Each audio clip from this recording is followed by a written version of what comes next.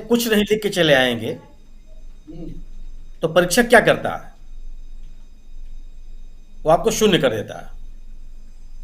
उसके बाद कोई परीक्षार्थी ये नहीं कह सकता कि मैंने तो कॉपी में कुछ लिखा ही नहीं था, परीक्षक ने कैसे तय कर दिया कि मैं जानता नहीं। आपको प्रश्नों का जवाब देना ही होता है। वह ये समय नहीं है कि आप चुप रहेंगे तो इसका मतलब ये हो गया कि आपने विषय को खत्म कर दिया।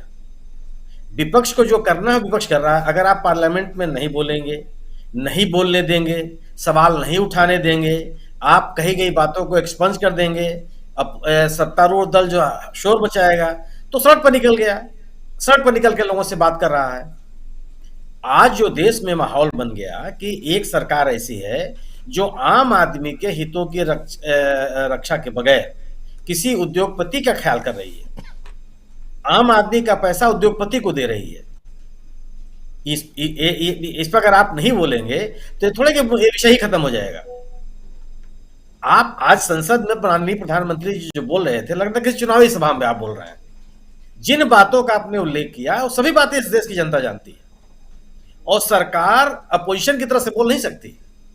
अगर कांग्रेस ने कोई भ्रष्टाचार किया है, राहुल गांधी ने कोई बेईमानी की है, अपोजिशन के किसी नेता ने कोई भ्रष्टाचार किया है, तो उसको सजा दे दीजिए, आप उसके खिलाफ कार्रवाई कीजिए।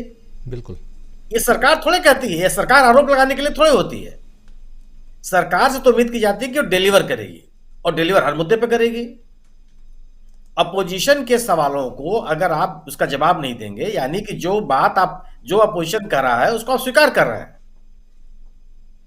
जो बातें कही जा रही है उसको आप उसके प्रति आपकी स्वीकृति या उसके खिलाफ आपके पास बोलने का कोई तर्क नहीं है।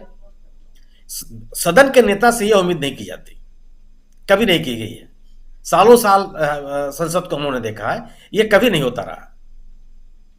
आप संख्या बल के नाम पर सदन में आप जो चाहे सो बोल लीजिए, अब बोलने के सबको आजादी है बोलने की वहां, लेकिन उसमें कितना तर्क है, कितनी बातें रीजनेबिलिटी के साथ कही गई हैं, कितना उसमें कथ्य है, कितना उसमें तथ्य है, ये सभी सुनने वाले जानते हैं ना। लोकसभा के बिल्कुल सही कहा टंडन जी ने, यह किसी ने नहीं देखा। लोग यह आचरण थोड़े होता है। आप दो सदन में उपस्थित सभी सदस्यों के आप संरक्षण करता है, और खास तौर से विपक्ष सदस्यों के संरक्षण करता है। जिन बात आप कितना भी नाटक कर लीजिए, लोकसभा में कुछ भी कर लीजिए, लेकिन लोग आपसे सवाल जानना चाहते हैं कि क्या सरकार की आर्थिक नीतियां आम लोगों के पक्ष में है या किसी उद्योगपति के पक्ष में है। जो सवाल आप राष्ट्रपति के अभिभाषण पर जो विपक्ष ने सवाल उठाए, क्या उसका जवाब नहीं देना होता सरकार को? तो साधारण सी बात होती है कि जो सवाल राष्ट्रपति के भाषण के दौरान उठाए जाते हैं, उनका नेता के सदन एक एक व्यक्ति का उल्लेख करके अपनी बात कहते हैं, क्या इन्होंने ये बात की, उन्होंने वो बात कही, उससे मुझे ये कहना है, मुझे वो कहना है। आप जिन चीजों का अपने सरकार के कथित उपलब्धियों की आप चर्चा कर रहे हैं, इसकी चर्चा तो आप हमेशा करते रहते हैं। राष्ट्रपति के भाषण में भी उसकी चर्चा है कि सरकार ने एक कार्यक्रम चलाया, ये नीतियां चलाई, ये चलाया, वो चलाया, लेकिन उस पर जो चर्चा विपक्ष की तरफ से उठाए जा रहे हैं, जो सवाल उठाए जा रहे हैं, उसका जवाब कौन देगा? आप ये बात तो चलती नहीं है। और दूसरी चीज, आप देखिए, वो दौर था कि जब आप लोकसभा की कार्रवाई से कोई चीज हटा देते थे तो वह कहीं मिलता नहीं था, क्योंकि उस समय इतना विकसित समाज नहीं था। आज ये तकनीक का दौर है। आप जब तक इस बात का निर्णय लेते हैं कि यह पोर्शन एक्सपंज किया जाए, तब तक वह आंखों दृश्य देखा दृश्य जो है लोग तक के कान नाक तक सब पहुंच चुका होता है, वो और सबके रिकॉर्ड में होता है। तो यह कोई ये सोचे कि आप एक्सपंज करके उन तथ्यों को हटा देंगे, लोगों की जानकारी से बात गायब हो जाएगी, तो ये तो आप कितने मासूम लोग हैं, इस पे सवाल पैदा होगा। किसको नहीं, कल आज राहुल गांधी ने अपने सवाल में, कल अपने भाषण में क्या क्या सवाल उठाए, किसको नहीं पता है? देश के हर कोने में वो सवाल गूंज रहे हैं, और वो गूंज नहीं रहे होते तो आपको बोलने में दिक्कत नहीं आती। आखिर उन सवालों से आंख क्यों बंद कर रहे हैं आप? अगर आप पूरी तरह से राष्ट्रीय हित के लिए समर्पित हैं, अगर आपकी सरकार किसी भी आपका दावा आप कर रहे हैं कि जो पॉलिसी पैरालिसिस का उस दौर से हम बहुत आगे निकल चुके हैं, हमारे ऊपर कभी आरोप नहीं लगा। आप एक निर्णय तो ले नहीं पा रहे हैं कि इसकी हम जांच कराएं कि न कराएं, और आप दावा करते हैं कि हम निर्णय लेने में बहुत ताकतवर लोग हैं। विपक्ष कह रहा है कि इसकी जांच कराई, ये आरोप है, और आप उस पर एक शब्द निर्णय लेने कौन क्या उसके बोलने के लिए आप तैयार नहीं है जी। तो जो मुद्दे उठे हैं वो मुद्दे ऐसे नहीं है जो केवल लफाजी मोड़ा दिए जाएंगे। यह इस बात का ये मुद्दे इस तरह के हैं कि जो सरकार भारत की सरकार चल रही है वह नियमों को कैसे लागू करती है। यह सरकार जनता के साथ है या उद्योगपतियों के साथ है। यह सरकार क्या नियमों को किसी व्यक्ति विशेष के पक्ष में तोड़ मरोड़ सकती है। यह सरकार कितना पारदर्शी है। यह सरकार अगर किसी को आश्वासन देती है, किसी को अगर सॉवरेन गारंटी देती है, तो उस पर कितना विश्वास किया जाए, कितना न विश्वास किया जाए। या एक मान लीजिए कि आप उस रिपोर्ट की चर्चा नहीं करना चाहते हैं, मत कीजिए, लेकिन उस रिपोर्ट के आधार पर अगर 3 अन्य अंतर्राष्ट्रीय संस्थाओं ने आपके किसी उद्योगपति के बारे में कोई निर्णय लिया है, तो उस पर आप टिप्पणी नहीं करेंगे। आप ये नहीं कहेंगे कि यह निर्णय गलत लिया, आपने सही लिया। आपके आपके ये जो मीनू जी ने कहा कि कबूतर की आंख बंद कर लेने से बिल्ली का हमला खत्म नहीं हो जाता, और ये तो मान लीजिए कि जीव जंतुओं के उदाहरण है। सामान्य समाज में भी स्थिति नहीं बनती है कि आप चुप हो जाएंगे तो सवाल पूछने वाला सवाल नहीं पूछेगा, या जिसके मन में संदेह पैदा हुआ है उन संदेहों को शांत करेगा कि ठीक है वो एक तरफा आरोप है। ये एक तरफा, ये 2 लोगों का आरोप नहीं है। ये स्थिति बनी है कि जो सरकार दावे के साथ कहती रही है कि हम अपने निर्णयों में ट्रांसपेरेंट है, हम किसी के पक्ष में निर्णय नहीं लेते, हमारे सामने राष्ट्र हित सर्वोपरि है, हम न खाएंगे और न खाने देंगे। ये जो तमाम तरह के आपने एक वातावरण बना था वो ध्वस्त हो गया इस परिचर्चा की वजह से जी। और आज का जो भाषण था, आप 1.5 घंटे के भाषण में केवल और केवल एक चुनावी भाषण आप दे रहे हैं। सदन के आप नेता हैं, सदन के माध्यम से देश को विश्वास में लेते हैं आप। किसको विश्वास में लिया?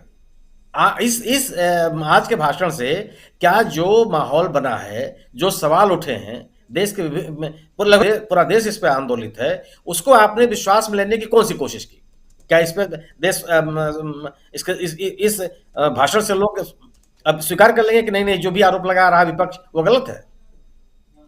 यह राजनीतिक आरोप नहीं है, यह आर्थिक आरोप है और भ्रष्टाचार से जुड़े हुए आरोप है। भ्रष्टाचार के मुद्दे आज तक कौन स्वीकार किया है? किसी भी सरकार के में जब भी भ्रष्टाचार के आरोप लगे हैं, कौन सरकार आगे बढ़ के कही है कि हाँ ये जो आरोप लगाए जा रहे हैं बहुत सही है और मैं इससे माफी मांगता हूं और मैं इसमें संशोधन कर लूंगा? इसी सरकार के दौरान लगा ना जो विजय माल्या का मामला आया था, कोई स्वीकार कर रहा था क्या? सबके सामने है। क्या किया आपने? और अगर आप ये कहते हैं कि साहब पूर्ववर्ती सरकारों में ये हुआ, तो आप ये बात कहिए मत। आप ये कहिएगा पूर्ववर्ती सरकारों में कोई घपले हुए तो अब तक उसकी जांच क्यों नहीं हुई? तब भी आप घेरे में हैं। बिल्कुल। वो लोग दंडित क्यों नहीं किए गए जिनके बारे में आप आरोप लगा रहे हैं? ये काम सरकार का नहीं होता। आप विषयांतर होने की कोशिश मत कीजिए। और ये दौर वो नहीं है कि आप विषयांतर करके चीजों को दबा देंगे, क्योंकि आप जितना दबाने की कोशिश करेंगे उतनी तेजी से लोग उसको उभारने की कोशिश करेंगे। और इसमें आम आदमी इन्वॉल्व हुआ, ये जो ऐसा विषय है जिसमें सामान्य नागरिक इन्वॉल्व है, सामान्य निवेशक चिंतित है क्या कि हमारा पैसा सुरक्षित है कि नहीं सुरक्षित है। हमको वह अपने आप को ठगा हुआ महसूस कर रहा है कि हम सरकार के नीति नियंत्रक संस्थाओं, काम करने के तौर तरीकों पर विश्वास करके उसने महंगे शेयर खरीदे हैं, और अगर वह गिरता चला जा रहा है तो उसका आर्थिक हित प्रभावित हो रहा है। और अगर ऐसे में आरोप लगता है सरकार के ऊपर कि आपने किसी उद्योगपतियों से सबके साथ रहे हैं, महात्मा गांधी बिरला हाउस में रहते थे कि सामान्य आदमी घर में नहीं रहते थे वो, लेकिन महात्मा गांधी के ऊपर यह आरोप नहीं लगा कि वो आजादी के बाद चाहे आजादी के पहले चाहे अंग्रेजों से मिलकर उन्हें बिरला जी को कोई लाभ पहुंचाया हो। इस देश में पूंजीपतियों से सहायता लेने की परंपरा है और इसकी सामाजिक स्वीकृति है, लेकिन पूंजीपतियों को लाभ पहुंचाने का आरोप सबसे गंभीर आरोप है। ये हमारे आपके संविधान में लिखा, ये जिम्मेदारी दी गई है कि अगर कोई उद्योगपति, कोई कारपोरेट संस्थान जो लाभ कमाता है उसमें से कुछ हिस्सा उसको सामाजिक कार्यों में खर्च करने होंगे। इसका ये उसकी जिम्मेदारी बनाई जाती है, लेकिन यह उम्मीद नहीं की जाती है कि सरकारें, राजनीतिक व्यक्ति वह किसी पूंजीपति को नियम कानूनों को तोड़ करके लाभ पहुंचाएंगे। ठीक है, कोई भी सरकार उद्योगपतियों से को अनदेखा नहीं कर सकती, लेकिन उद्योगपतियों को, किसी उद्योगपति को नहीं। आप अगर जी अगर आप ये चाहते हैं, निश्चित रूप से निजी निवेश आवश्यक है, कोई इससे मना नहीं कर सकता।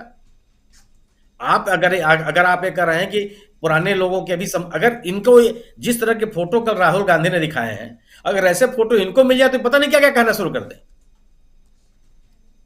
लेकिन सवाल यह है ना कि हम, मैं कह रहा हूं कि कोई ऐसा व्यक्ति नहीं है, राजनीतिक दल उद्योगपतियों के चंदे से चलते हैं, इसे कोई मना नहीं कर सकता, और उनको चंदा देना भी चाहिए, इसे भी कोई नहीं मना कर सकता। समाज के विभिन्न क्षेत्रों में उनको निवेश भी करना चाहिए, इसे भी कोई मना नहीं कर सकता। लेकिन जिस पूंजीपति के ऊपर आपका हाथ होने का आरोप है, उसने कोई काम नहीं किया, सामाजिक क्षेत्र में कोई काम नहीं किया, लोगों को रोजगार देने के लिए उसने कोई पहल नहीं की, इस देश के राजस्व बढ़ाने में उसका कोई योगदान नहीं है। अगर इस देश के 10 महत्वपूर्ण लोगों का नाम आप गिनेंगे जिन्होंने सर्वाधिक कर दिया हो, उसमें उस व्यक्ति का नाम नहीं है। जी अगर आप 10 लोगों का नाम गिनेंगे कि सर्वाधिक रोजगार देने वाले लोग हैं, उसमें भी उस व्यक्ति का नाम नहीं है। आप ये नहीं कह सकते हैं कि साहब इन्होंने शिक्षा में कितना योगदान कर दिया, चिकित्सा के क्षेत्र में कितना योगदान कर दिया, देश की सुरक्षा में इन्होंने कितना योगदान कर दिया। हर जगह बात कही जाती है कि आपने सरकार के माध्यम से इतने रुपए कमाए, अपनी पूंजी आपने बढ़ाई, और सरकार के ऊपर आरोप लगता चला जा रहा है। और जिस तरीके से सरकार ने इस पूरे मुद्दे पर आंखें बंद की हैं, इसका जवाब नहीं दिया है, मुझे लगता है कि इसका राजनीतिक असर बहुत जबरदस्त होगा। लोग इसको बहुत ही गंभीरता से लेंगे, और यह और लोगों के मन में बढ़ता चला जाएगा कि निश्चित रूप से कहीं ना कहीं पर्दादारी है।